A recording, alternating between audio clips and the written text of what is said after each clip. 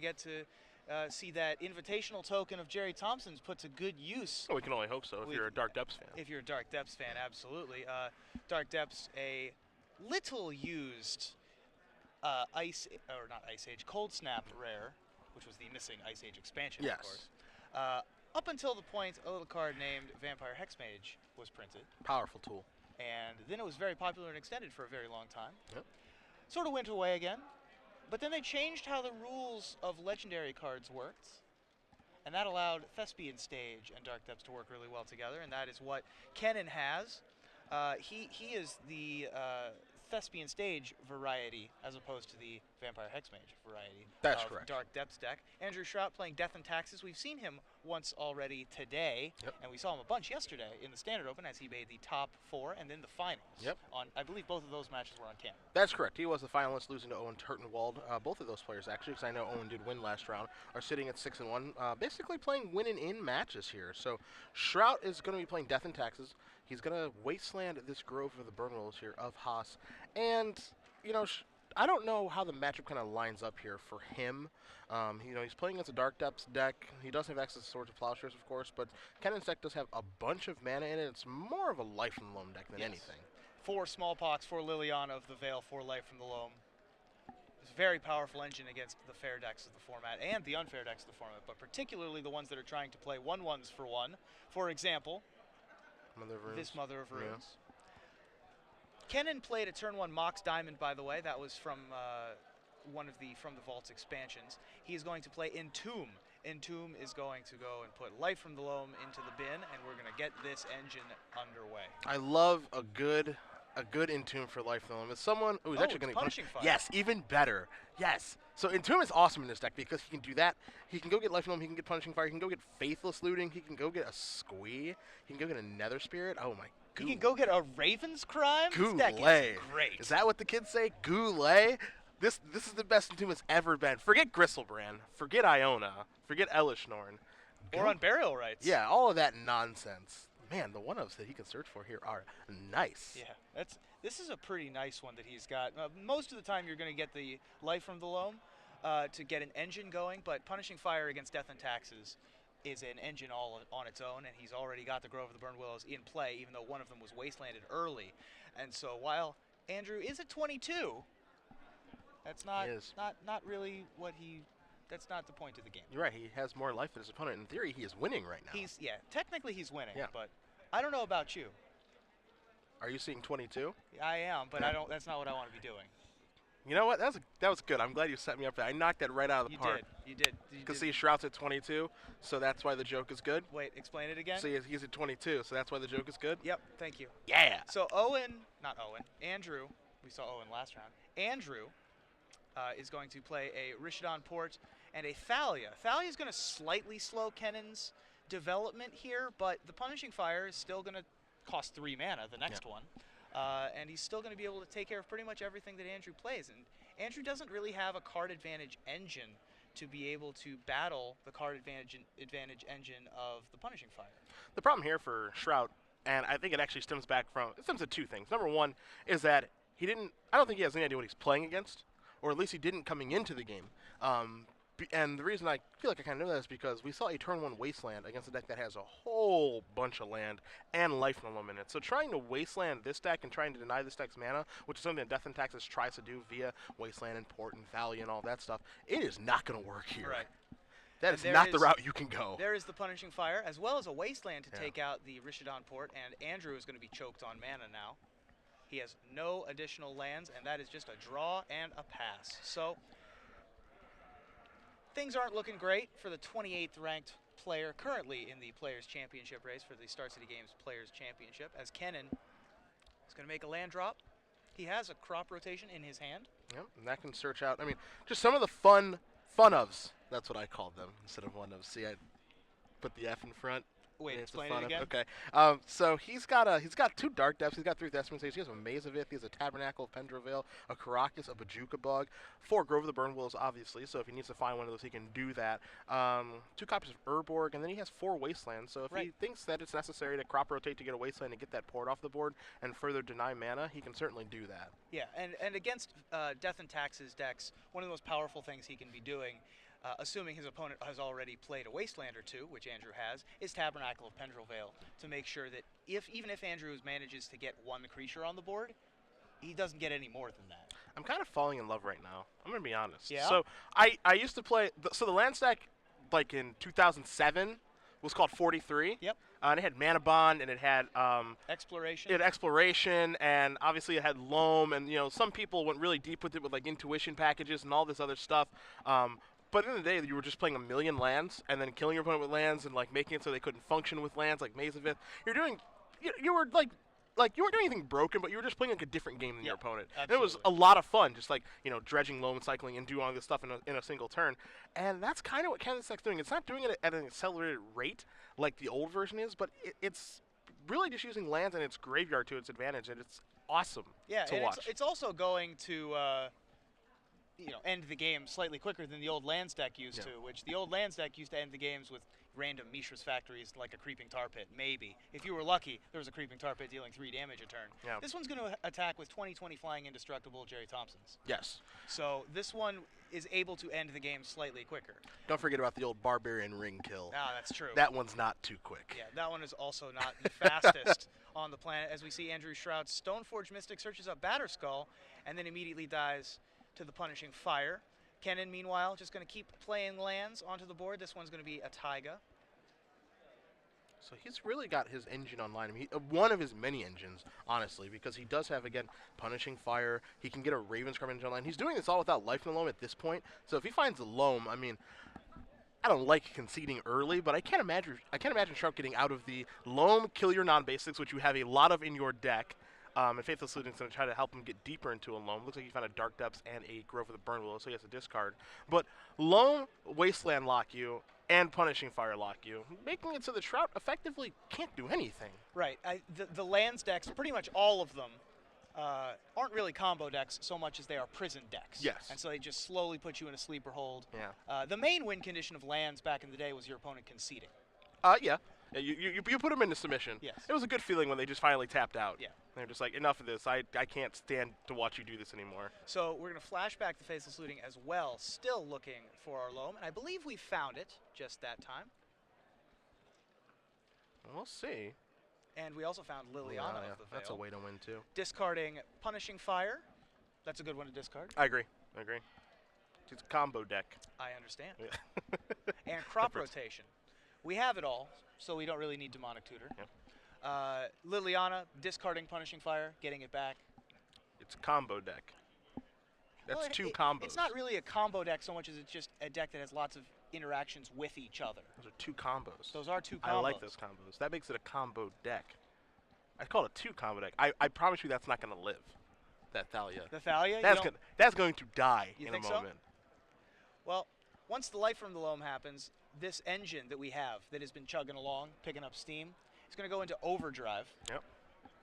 Andrew is going to have not but a Plains in play, most likely by the end of this turn, as Punishing Fire can kill the Thalia. Life from the Loam can get back a Wasteland. And then Kennen is going to have many, many lands in play, and Andrew is not going to have so many lands in play. This is true. So 3 mana for Life from the Loam. He's going to go get Grove of the Burn Willows. There's a stage down there, too. A stage. Yep. And a Wasteland. He does have the Dark Depths in his hand.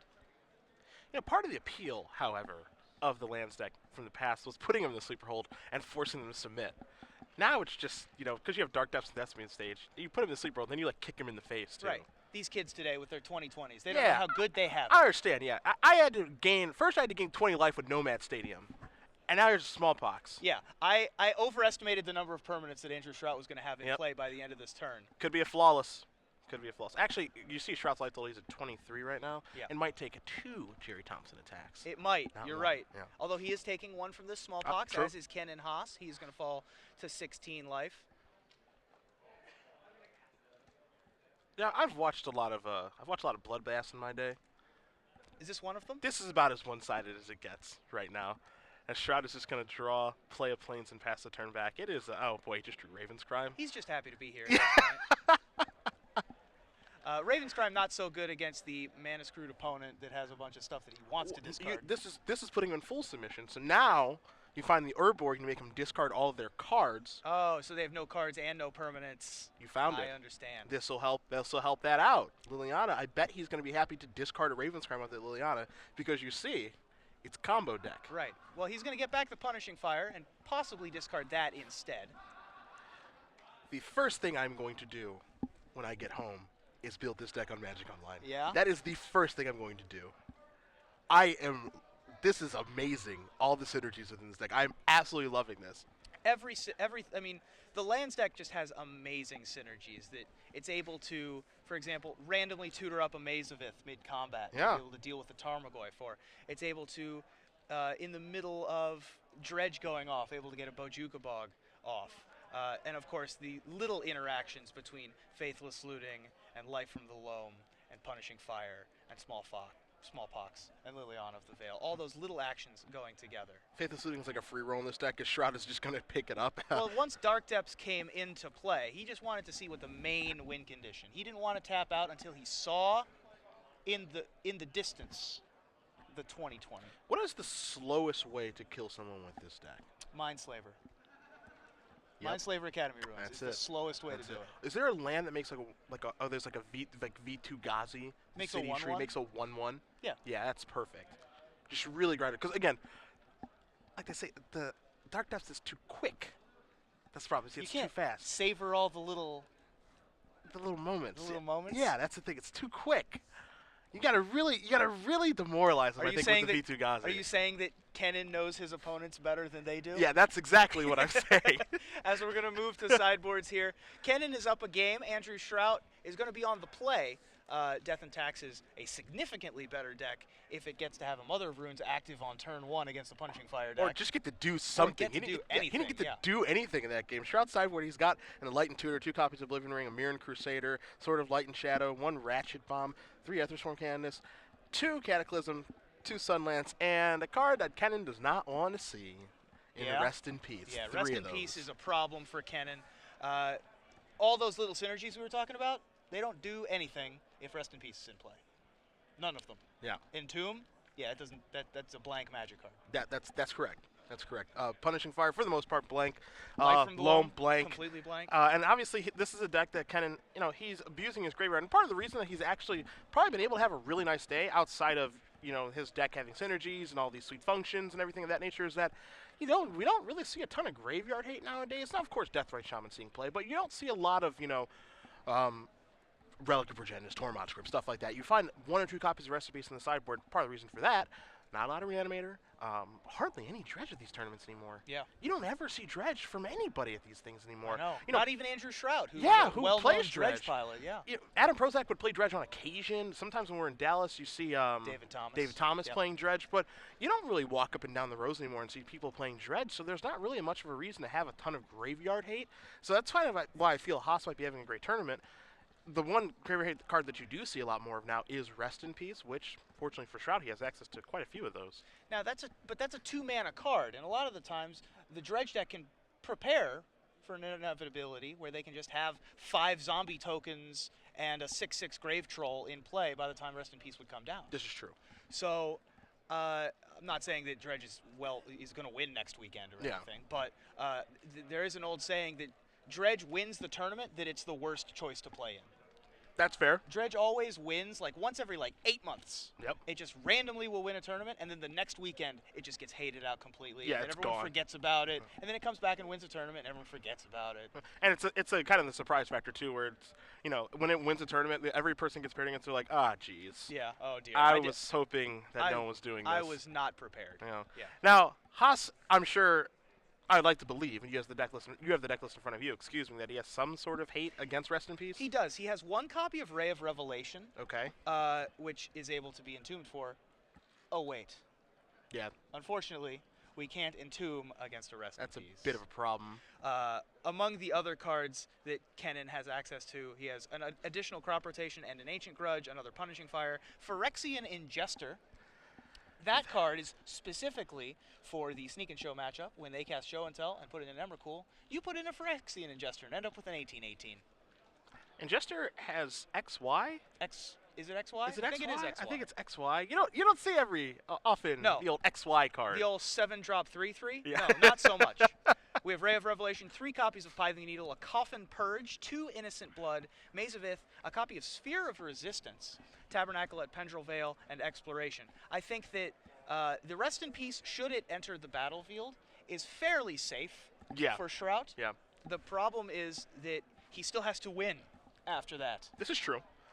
Also, it's kind of nice, too, that in Haas's deck, like, even though I agree with you that Rest in Peace is virtually going to be game over, he does have one out to it, it looks like, and I'm kind of surprised we don't find Abrupt Decay anywhere throughout his deck, but, he can just cobble together, like, stage plus depths. Right. He could accidentally win. He could accidentally combo. Yeah. Or he could have a Tabernacle in play, and then Death and Taxes has to just have a 2-1 and a 1-1 in play for the rest of the game, and not be able to play anything else. Or he can Wasteland the mono white deck. The mono white deck doesn't have that many planes in it. It only has 8 or 9 usually. Looks like Andrew's version has 9. The rest of it, he's got Caracas and Horizon Canopy, ports, wastelands of his own, a copy of a Ganjo Castle. Yeah.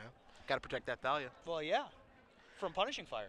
Now, what's going to be really interesting too, as we do begin game number 2 here, is how Shrout's sideboards. And the reason I say that is because you can certainly make an argument for not wanting to leave swords in your deck. Like, you know that your opponent has Dark Depths, but are you actually going to leave in a bunch of Swords of Plowshares? Because he doesn't have any other creatures. So your swords are going to be dead for the most part. You're going to keep a hand that has swords in it when you know for the most part this card's going to be dead, and it's only going to be good against the Dark Depths token. But this is part of the reason, again, that I like Haas's deck a lot for the situation he's in which no one really knows what his deck list looks like. Thankfully, for you and I have it in front of us, so we know that a lot of decks like this would have Dark Confidant, maybe like Countryside Crusher, Terravore, something like that. It doesn't exist anywhere within his list. Yep, absolutely. Kennen does once again have the Mox Diamond draw, discarding Thespian Stage yet again. He does have another copy of Mox Diamond in his hand. Okay. Once the Light from the Loam engine can get going, he's going to probably step on the pedal on that one. Uh-oh. And there is Rest in Peace. A whammy! That is a whammy. Kennen sort of looking at his hand going, oh, okay. Well, that's awkward. Now, Kennen is not dead. Liliana is a very good Magic card against a quote-unquote aggro deck, which Death and Taxes really isn't. It's a control deck. It's a mono-white Stoneblade deck. And it doesn't have any pressure in play right now. Liliana immediately ticking up to 4, next turn ticking up to 5, still very good. 2 mana to deal 2 damage to a creature is still going to kill 1 creature. So that Liliana is going to eventually be able to get up to the point where it is probably going to be able to factor fiction Andrew's permanence. Okay. So that's another way to get a Rest in Peace off the board. Now, that's all predicated on Liliana coming down this turn. This is true. So we will see if Kennen has the 3-mana Innistrad Planeswalker to be able to try to take a different path to victory this game. We got to get some Abrupt Decays in this sideboard. Yeah? We got to get some Abrupt Decays on the board. I thought you were building his deck. I am. We got to get Abrupt Decays on the board. Okay. Rest in Peace is got to be a huge problem for him. We do have a Liliana. Yeah. It is immediately going to tick up to 4. Both players are going to discard. And there goes a Swords to Plowshares and a Mox Diamond. Now, so he did leave swords in. Right. Now, both of those arts are a little bit different. One of them was the Judge Foil Swords to Golf Clubs art. And the Mox Diamond is from the vault, I believe Relics, although it could be from Exiled? I think it's Relics. I'm not a From the Vault master like yourself. Well, Phyrexian Revoker is going to come down and name Liliana of the Veil. Unfortunately, 2 mana for 2 damage is still a spell, even though the Punishing Fire does not have any additional text thanks to the Rest in Peace. There is the Mox Diamond on the left. Also, if Haas has, if he has smallpox, it's like an absolute disaster. He's going to take care of the wasteland. He might have pox right. Actually, I see pox in his hand. Smallpox is great right now. Yeah. Goulet. Yep, absolutely. Getting all of Andrew's permanents except for the Rest in Peace. It's going to take out a Grove of the Burn Willows. I think Kennen is going to discard another Mox Diamond. There's Swords to Golf Clubs, goes to the graveyard. So, yeah, I was wondering if Shrout was going to leave those in again because, I mean, virtually, and these were 2 good discards for Shrout, thankfully, because they don't really do anything, but, given that Shrout only has, 2 cards left, it was basically virtually a mulligan to 5. Yeah. Is what it feels like right now. Yeah, he kept in the Swords to Plowshares, which I think if you see Dark Depths, you're like, oh, man, I have to get rid of the Merit Lage token. But honestly, what are you doing at that point?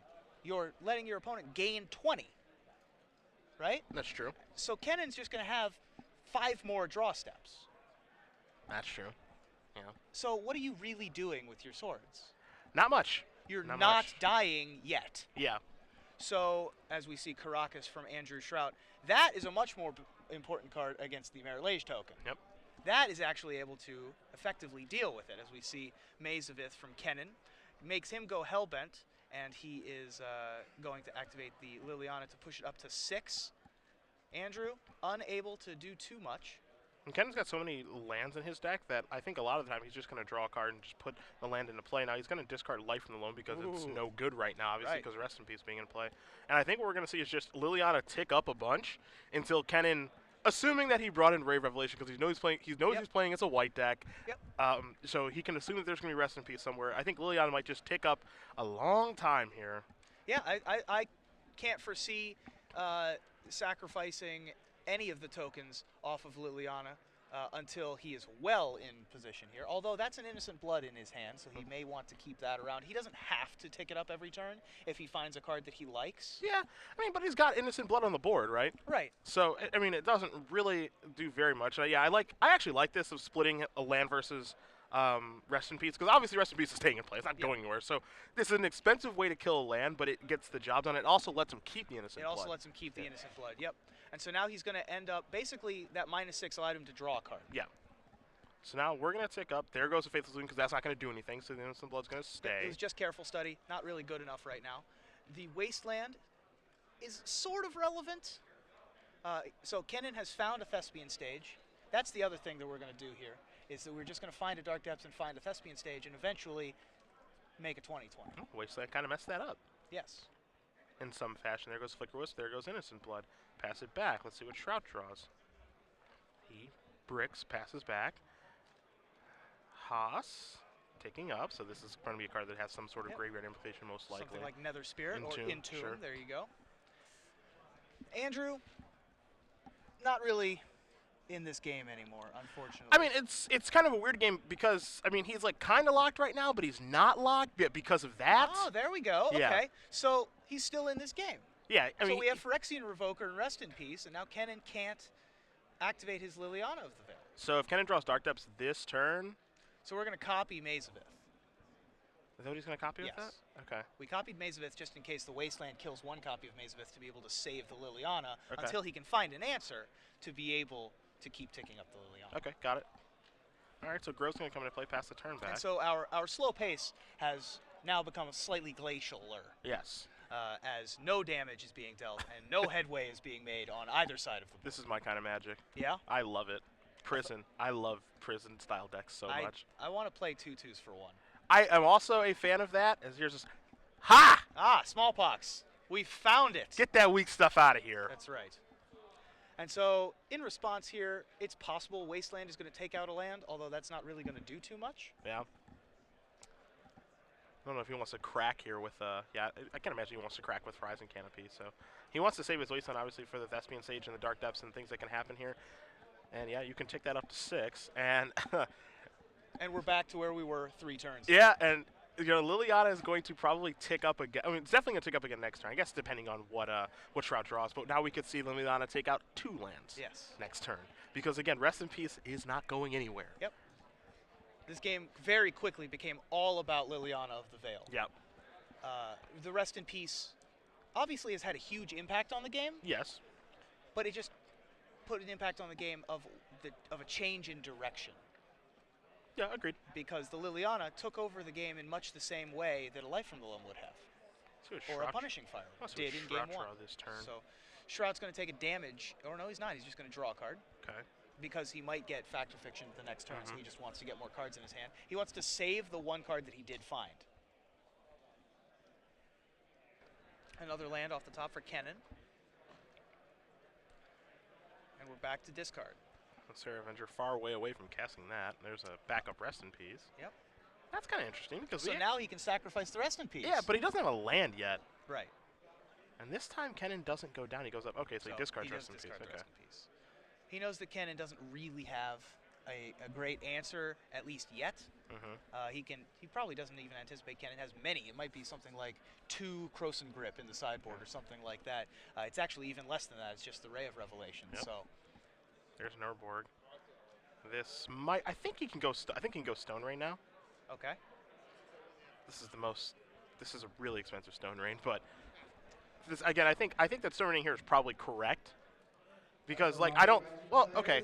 So if there's only one permanent in play, then Shrout can just choose not to sacrifice that. Right. Okay, so then the Wasteland would just get used right now. Like, so if he Yes. was the ultimate Liliana, He would just Shrout use would the use in Wasteland. response Yes. to kill one of those lands. Probably the best of the bunch is Thespian Stage, Yeah. so he doesn't die the Dark Depths. So does Liliana want to take care of a card in hand, or does it want to take care of Wasteland right now? I think he just wants to do that. Yeah. Well, he's going to respond to Yep. the trigger, of course, as Andrew Shrout's, hold on, wait a minute. Response there is going to take out the Thespian Stage. And Thespian Stage, there's only one permanent left, so now there's only one pile. Yep. There's Thespian Stage on the left, the Gate Crash rare. Boom. Found Port. another Rishodon port. He drew a second Orborg, so he can safely discard that. Okay. So this is going to go up. There goes Flickerwist. There goes Orborg. Past the turn back. So Andrew Shrout now has Mother of Runes in play. What is Andrew's route to victory from here? I've been trying to figure that out for the past like 6 turns. Okay. I'm not. I don't really know. He's in like one of the hardest locks I've ever seen. Of just like every card he This is a he true draws. delight. Yeah, it is. It really I is. absolutely love it. Liliana's just going to keep ticking up. Shrout has to just keep putting whatever he draws into play. Yep. So that he doesn't just immediately discard. Yeah. And so now Liliana is at 3. Thalia's in play, so he probably has to move down. Liliana kill that. So if you're Shrout, here comes a Wasteland. But so if we top deck another Thalia, that it still doesn't do anything because we still have 2 Maze of It. Yeah, it doesn't really do anything. Well, the Thespian Stage is gone, so there's only one Maze there's of only Ith one left. Maze Yeah. of Ith. Okay, sure. But yeah, it doesn't really do anything because there's Maze of Ith. Now, Shrout has a Wasteland that can kill the Maze of Ith. So I guess, yeah, if he were to top deck some creature that he can play for 1 white mana, Thalia, Mother of Runes, then he can do that. The port's going to go bye-bye. So yeah, it's like if Shrout has to Shrout's draw able now. he has to draw a 2-drop. Yep, that works. Well, that's going to sort of be at parity. That's not really going to Ah, do yeah, much. okay, so up and down, up and down. Yeah. Okay, sure. And he's still got the Maze of Ith for a turn. Yep. And Kennen does still have spells in his deck. You know what I mean? So Are you sure? I haven't seen one for we a haven't while. seen one for a little while, but they are there. Let alone a Dark Depths that we can just start paying 3 mana Ooh, yes. to remove counters from. Go manual. We saw Jeff Hoogland do it once That's already. right. Yeah. If we see 2 manuals of Dark Depths in one day, oh That's my pretty god, great. that's a good clean living right there. You know, this deck, the Dark Depths sort of control combo. Oh, failed to find for Stoneforge Mystic? Yeah, I mean, because he would just discard the card he finds, sure, so sure. that actually makes sense. And Tabernacle of Pendrell Vale comes down for Kennen, and that is going to get paid by the Wasteland, just in case he drew a 1-mana 1/1 off the top. Yeah. I think that's an Entomb off the top Looks like there an for Kennen. Entomb to me. I'm being informed on Twitter, Ruben. I asked about what is the slowest way to kill someone with this type of deck. Yeah? It is to play a Mox Diamond, don't discard a land so it goes to the graveyard, and then Academy Ruins Mox Diamond back on top. Ah, okay. That's fair. I like it. I like it a lot. That's a pretty, that's a good way to deck someone. Cuneo would approve. Yes, very much so. There's Tabernacle of Pendrell Vale on the left. Back from when Magic was, it was a simpler time, really. It was. And this is from Legends. All creatures have an upkeep cost of 1 colorless, and if you don't pay the upkeep cost, the creature is destroyed. It's not sacrifice, Yeah, that's important. which That is absolutely rather key. important. Mother of Runes off of the I've top actually here. seen that come up a couple times. Really? Yeah. Wow. Back when I played lands pretty religiously. Okay. I played it for about 6 months. I had cards like In the Eye of Chaos in my sideboard. Yeah, I had some cute ones. Yeah, some real doozies Yeah, here. absolutely. And it actually came up when a player had an indestructible creature. Okay. Yeah. Okay. Fair enough. Now, if we look at the game state now, we've seen a lot of drawing and going all that stuff, but now Now I think Haas is in a little bit of trouble because now Shrout has kind of worked his way around because he's got 2 creatures in play. Haas drew an Entomb, which obviously going to do nothing because Rest in Peace is in play. But if he takes up the Liliana, it goes up to 3, and then I guess he can maze a guy. Is the maze still there? The maze is gone. So. Oh, is the maze gone? Yeah, it died to Wasteland. Wow. So, okay, so there's no more maze. Tabernacle has the mana actually stuck, so Shrout can't actually cast a spell or anything. And we can't even make a second Tabernacle, of course. Yeah. So, but here's the issue. It's where Haas works Liliana up to 3. Shrout pays for his 2 creatures, attacks Liliana to 1. Haas works it up to 2. Shrout pays for the 2 creatures, attacks Liliana down to none. And I mean, this entire time, Haas has been bricking pretty badly here, but it looks like he's going to hold this card. Yeah. I wonder what this card is if he's holding it. It might be something like Punishing Fire, hoping that okay, he's going to discard now. It's an Entomb, It is just an Entomb. But if it was a Punishing Fire, he might wait for the Mother of Runes to attack. So yeah, Liliana's going to go down to 1. Shrout past the turn back, so he's going to have to discard this card. Let's see what Haas draws. It was a life from the loam. Oh my goodness. So Andrew Shrout, instead of being in the complete lock, found a way. He found the key to the lock. He found a way out of that Liliana. Liliana off the top? Yeah, I was just going to say, almost a guarantee. There's a problem here that there are 4 Liliana of the Veils in Kennen's deck. Although, now, he's out of the lock. Now he's taking damage. Yeah. What is happening here? This game. Is that Andrew Shrout's music? Oh, no. Yeah. He's turning it around. He's hulking up. Yeah. So this is Kennen Haas. This is one of the downsides, though, is that he does have a lot of really bad top decks. When his graveyard, which is obviously an extension of his hand, he can't use it, he has a lot of bad top decks. Yes. And that's what's happened, oddly enough, over the entire course of this game. Yep. So let's see. Thespian Stage is going to copy Horizon Canopy. Horizon Canopy. Yeah, I like this because he's just basically saying, I need a new card really bad. Yep. And Shrout says, okay, that's fine. Draw. Squee! Oh, man! So he's going to cast Squee Goblin now, Bob, in order to block. Draw a card. Faithless Looting. Maybe we want to go a little deeper. The problem is that Squee doesn't go to the graveyard. That's true, but he can just cast Faithless Looting and actually find a relevant card. Yes. All right, so we're going to go 2. Looting. Draw 2 cards, trying to find something good. Doesn't find it, just 2 dual lands. Means he doesn't have to draw those later. That's good. There's a Mox Diamond in his hand. There's 2 lands and Squee. I think this Squee is going to enter the battlefield. Squee is going to put the brakes on that Mother now, Runes. Here's another good one. I know there's Rest in Peace in play, so Squee doesn't have any text box. That's true. But there's a Caracas in play. My heart. How proud are you? My heart is skipping a beat right now. Of this little legendary creature goblin. That's right. So I have the best job in the world. This is one of the best games of Magic. Yes. This is great. Somehow, Andrew Shrout was able to fight through a Liliana lock of about 20 turns. But it's like he fought through the Liliana, but it's not over. But it's not over. It's not like it's like the white flag's being waved because Squee Goblin to Bob has shown up. Is here in combination with Caracas. Our Tabernacle of Pendrell Vale for mana. Urborg, yeah, good, that's good. Right. And here comes Squee with Caracas up. And Tabernacle tapped already for Squee. Yep. What do you think about that? Now, this is important because, 1, does Kennen know that Squee is a legendary creature? Because I didn't know that until you said it. Well, obviously, it makes sense. Squee, Goblin, and Bob. But does he know that? Yeah, well, let's see. We're certainly going to find out on this attack step unless the Mother of Runes gives the Stoneforge Mystic protection from red, which is entirely possible. Yeah. There's a port. Oh, Mother Runes. Now, port could tap the Caracas. That's true. What level are we on here? That's a good question. That's a good question. I'm not quite sure. We are not on level the highest. Yes. Because if we were on the highest level, we would be tapping the Caracas preemptively, I think. Uh-oh, attackers. Attack with everyone.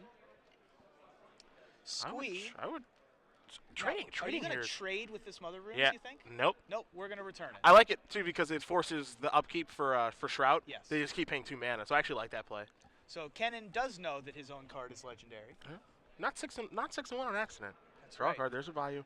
God, he needs to draw just like a Punishing Fire. Just draw something that does something. Yeah, something that does anything. Even a Nether Spirit. Yeah. A 2/2. A 2/2 is reasonable game card. over. A 2/2 is actual game over. It's the biggest animal on the planet. Yes. There's nothing bigger. Crocus is going to get tapped, so now Squee can't be picked up. Uh-oh. Is that an Oblivion That Ring? is an Oblivion Ring. Okay. So Oblivion Ring, I guess, could remove the Squee, but, I mean, attacking with your Stoneforge Mystic and your Mother of Runes is going to do something similar if he tries to block. He's just going to take the damage. Okay. So Kennen goes to 10. Kennen is pleading with this deck. Can I draw something of relevance, please? Pay 1, passes the Tabernacle text. That's good. Wasteland is a reasonable card here. It's a He's good able draw. to take out the Rishodon port Yeah. so that he's able to get back to his blocking duty. All right, so tap that. I would probably kill the port. Right then? I think. I guess he can wait. Yeah, I guess Till the I end suppose he in a can turn. wait. We have, I think it's looks a like a Revoker. Phyrexian Revoker. That's also going to be able to name, well, Mox Diamond, I guess, is the only thing it's going to be able to name on the board right now. Yeah. Phyrexian Revoker and Pithing Needle function in different ways. Yep. Pithing Needle able to name lands, but Phyrexian Revoker able to name mana abilities of non-lands, such as Elvish Archdruid, which was one of the most popular cards to name when it was in Standard. So Kennen is going to count libraries here to see if we can get there in the slowest possible way. Exactly what I Right. promoted. You got to do it. Again, Andrew Cuneo would be proud. There's Phyrexian Revoker there on the left. One of my favorite cards in the MTGO Holiday Cube, too. Kennen has like 18 cards left. Okay, how many cards does Andrew have? Do we know? Not entirely sure. Probably not. Probably more. Yeah, I mean, because of Faithless Looting because of and Faithless searching and all the other things. Yeah. So Kennen is still alive, but he is taking 2 damage a turn. This is one of the strengths of the Death and Taxes deck, though, is that it's a control deck. It can attack from so many different angles. I've seen several games against, for example, Rug Delver, where it just exhausted Rug Delver of all of its threats. Yep, it can Just definitely happen. With lots of little things. So it looks like Kennen drew our best girlfriend. Except for Revoker, I believe, named Liliana. Oh, do you think so? Yeah, it did. Okay. We have confirmation. That's perfect timing in that case. Yeah. He finally draws the second Liliana, and right before Revoker shuts it down. Yep. And Liliana is obviously the card that's going to get Kennen right back into this game. Shrout, wow. He got out of a sleeper hold here. He was in the sleeper hold for like 10 minutes. What's like the worst wrestling submission move? That's what he was in. The worst one? Yeah. He was like in like the weakest one. I mean, Kurt Angle's ankle lock was pretty bad. Yeah, I like I always felt. Yeah, it was just like, true. I'm going to hold your leg over here. Yeah. And it's going to hurt really bad. I don't know. I was never a fan of that one. So Andrew's going to attack with his, I mean, it's an army at this point. Yeah, Kennen it sure at feels 8. like it. It represents half of Kennen's life total. He's going to trade the Phyrexian Revoker. Snap block the Revoker. I think that Andrew has another. Does he have another Revoker? No, he's or got is it just O-Ring. The O-Ring is the last card in his hand. So I think what we're going to see happen now is we're going to see Liliana come in, and I think it's almost locked into making him sacrifice. Yep. Because taking up doesn't really do anything. Now, does he? Well, okay, taking up's not bad because it's actually going to get the O-Ring. Well, Yeah. no, that's not. Okay, I take it back because Shrout can sacrifice Horizon Canopy to make sure that doesn't happen. Sure. So, it's not a lock that he gets O-Ring. So does he want to make him sacrifice and he'd lose it to an attack, or does he want to go up and maybe Shrout doesn't see that he can draw a card? He's taking it up, and Shrout does see it. A player of his caliber, unsurprising, he does not miss it. That Wasteland ain't going to need that, I don't think. Yep, that's gone. And there goes the card in Kennen's another hand, Tabernacle. Yep, another Tabernacle. Andrew pays the 2 mana, doesn't get Wrathed on his upkeep. There's an Enlightened Tutor. And I can search for O-Rings. Yep, that's probably where we're at this point. Earlier in the game, it might have gotten a Sword of Fire and Ice or something like that to try and speed the game up. It might also go get another Phyrexian Revoker to just shut off future O-Ring. Oh, no! It's over! No! Oh, my. Wow, he escaped. The Mandible Claw, he got out of it. That's right. Huey Jensen says that's the worst one. The Mandible Mandible Claw Claw is a by good one. Mankind, yeah. I was trying to think of other ones, but all the ones I'm thinking of are actually good. Yeah, I was going to say the Walls of Jericho, but that's actually good. That's a good Yeah, one, especially yeah. if it puts the knee on your head and contort your body. It's absolutely fantastic. Yeah. Chris Jericho, you are awesome. Or the You're probably watching. Like the Boston Crab. Yeah, it's great. That's a good it's one. great. We have in caps, and in caps is key here, the arm bar. The armbar works. Like, that's a thing that works in real life, not Yes. just on. It's not like the figure 4 leg lock that no one ever does ever. That's figure 4 is great though. Don't go insulting Ric It's Flair. really artistic. It is beautiful. It's a gorgeous thing to watch. Yeah, it is. but It is really nice. There's no way that situation is going to pop up in real life. That's not true. In real life, there are ropes to throw someone against, and then you knock them off, and then they can't get up there. They can't move. Let's bring it back. All right, they shall we? cannot move. So, I think the reason Kennen conceded that game, in all honesty, because he wasn't dead, but he kind of was dead, is because you look at the clock in the middle, there's 10 minutes. Yeah. His deck takes a real long time to win, and it's not even like he's playing slow. I think his pace of play is perfectly fine. The issue here is that his deck takes a long time to actually kill the opponent. absolutely.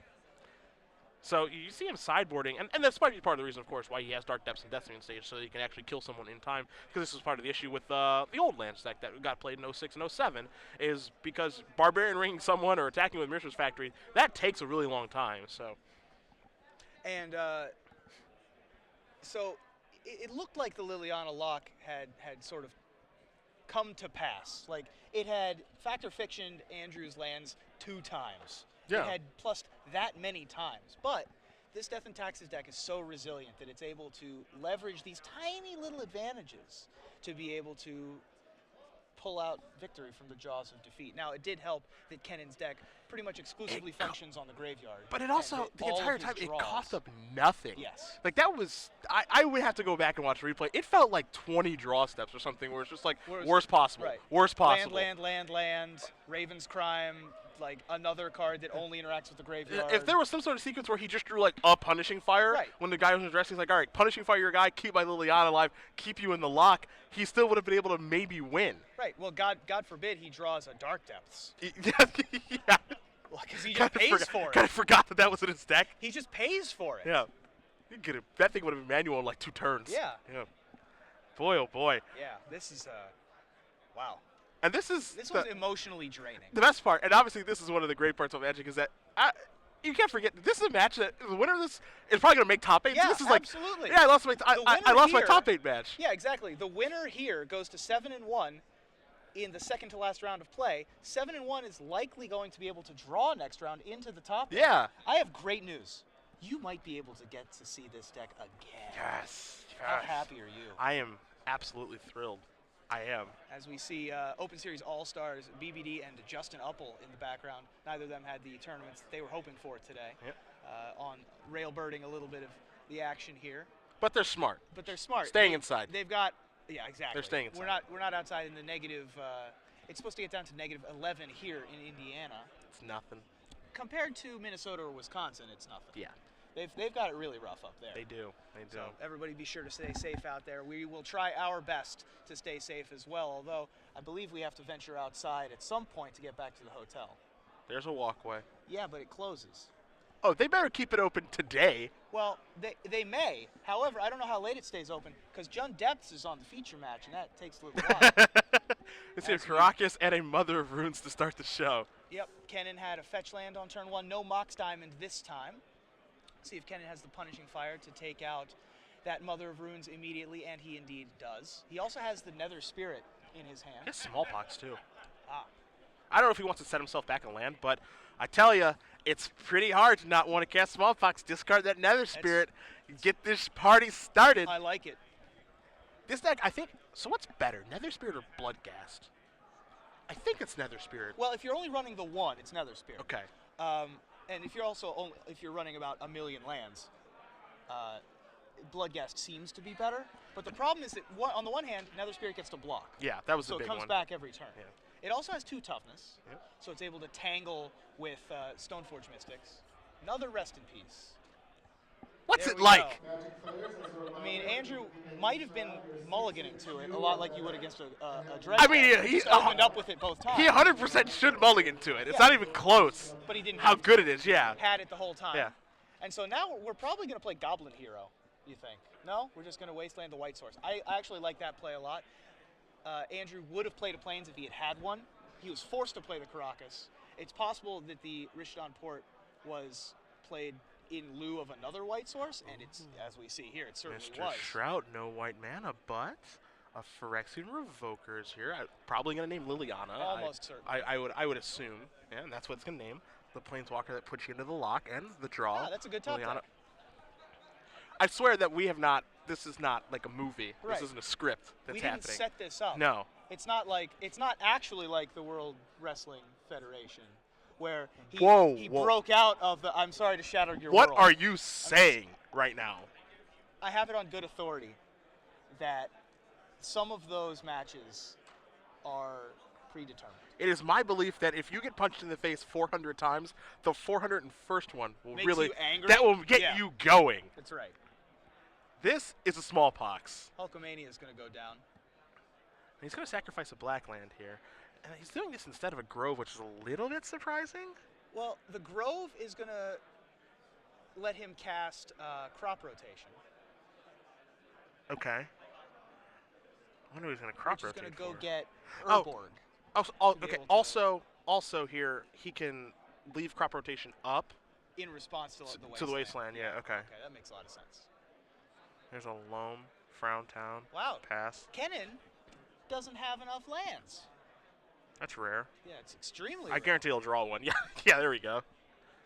Now, the entire time that Shrout was playing in the previous games that we've watched, at no point did he ever have Aether Vials. So this is actually going to be pretty good in this situation, as the Liliana's going to go up, and it should go up to 4. Yeah.